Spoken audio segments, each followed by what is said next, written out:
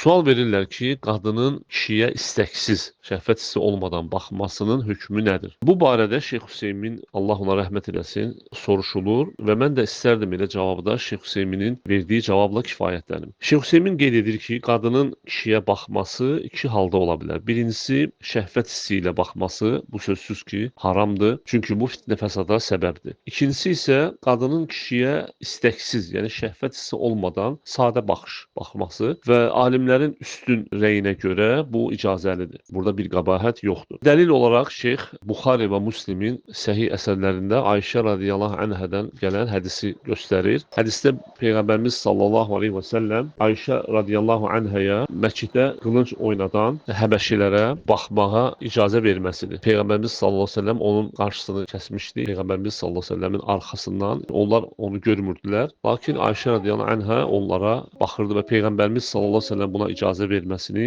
alimlər dəlil gətirirlər ki, qadın şəhvət hissi olmadan kişiyə baxa bilər. Lakin yenə də hər bir halda əgər zərurət yoxdursa, yaxşı olar ki, bundan çəkinsinlər qadınlar, əgər heç bir zərurət yoxdursa baxmağa.